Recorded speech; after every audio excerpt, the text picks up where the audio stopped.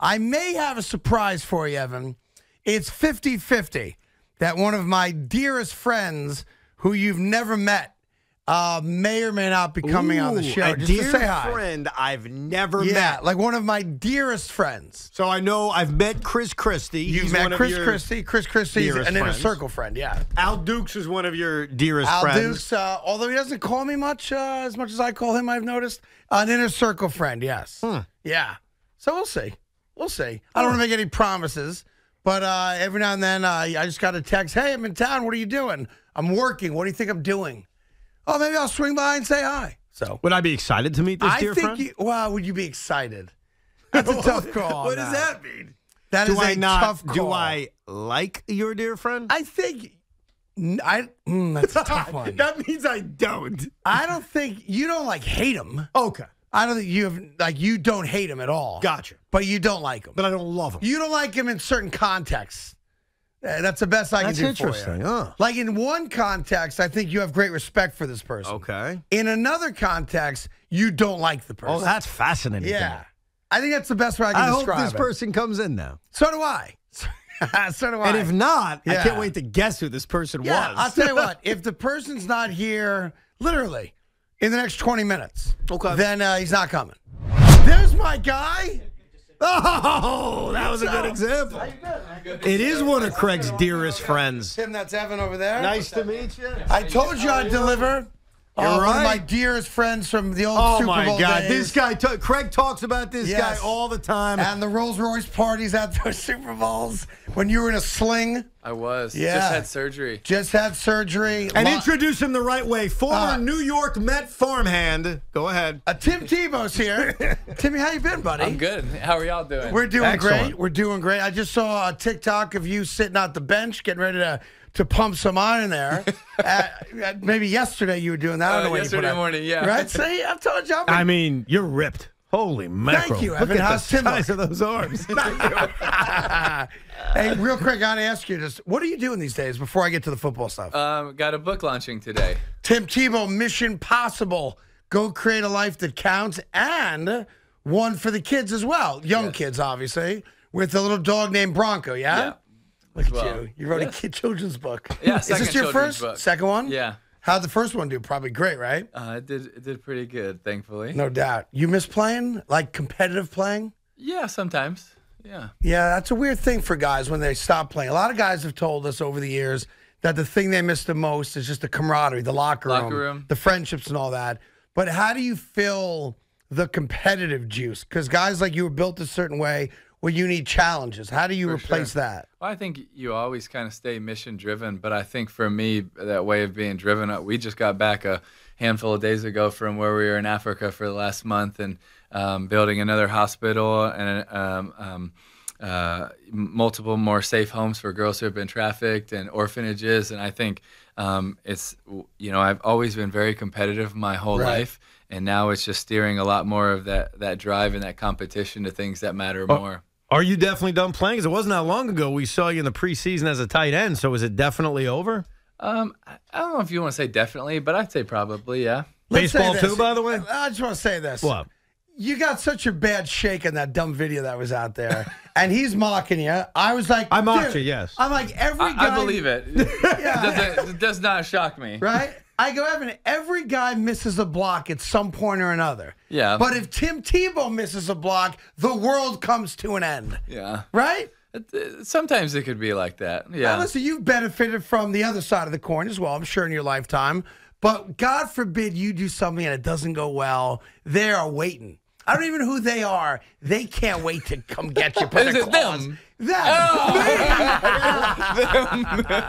They are. That guy right over there. Hey, so real quick, you heard the NFL news today. I did. Just initial thoughts of Russell Wilson going to Denver and that whole trade. To be honest, I love it. I'm still, I think, a little bit biased. I still root for the Broncos a lot. You want a playoff game there? Well, just the fans are awesome. I mean, it's just they're so loyal and passionate and kind, and my time there was incredible, and I think Russell going in there, I think it's going to bring a lot of life, excitement, And I really hope that he does good.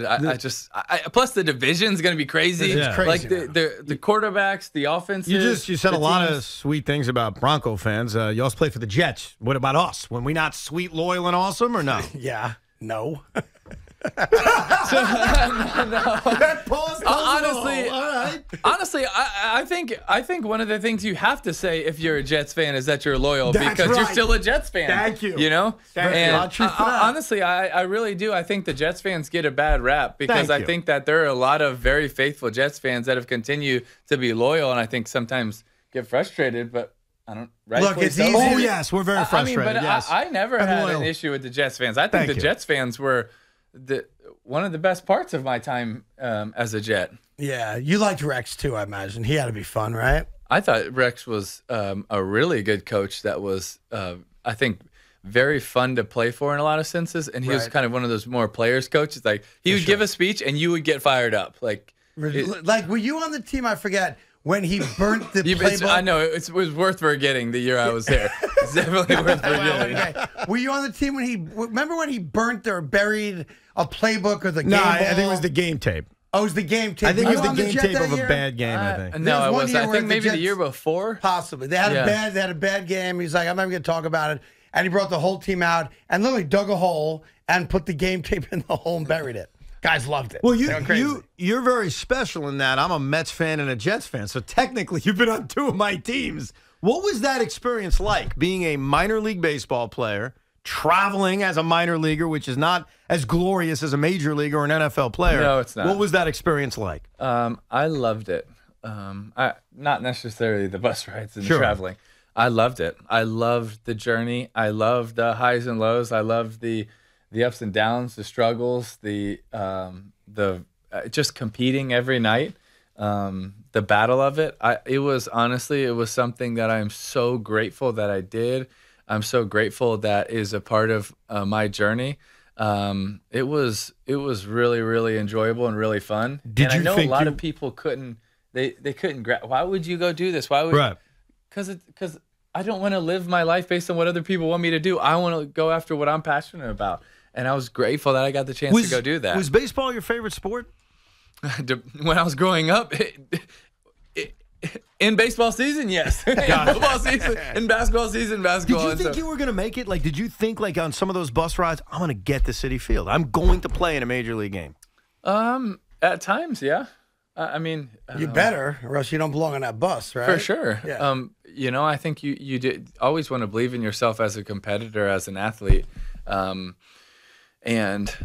I think there was a big part of me too that didn't set my mind on just the destination. Right. It was about the everyday journey, and I'm grateful for a lot of experience of highs and lows before I even joined that, because I didn't want to be someone that's just where I'm going. It's about every day living it with purpose, passion. That's why I literally went and gave up a lot of things I could have done to go ride on minor league buses, because it was worth it to me to go choose things that I love, that I'm passionate about, versus other things that maybe are more glorious or other people wanted me to do. Well, the name of the book is Mission Possible. Go create a life that counts. If you have little ones at home, it's same thing, Mission Possible with Bronco and friends.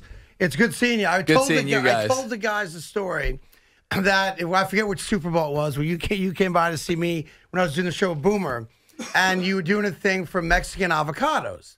So they brought guacamole, right? So Tim and I would do the whole interview. It's all great. He's saying goodbye, and I'm knee deep in this guacamole. And one of the guys or gals with you said, this is really kind of awkward, but we kind of need the guacamole. He's got 5 more interviews to do. And I was knuckle deep in this guacamole. Funny. So it's good seeing you. Well, pal. I'm sorry I didn't bring any more guac for you.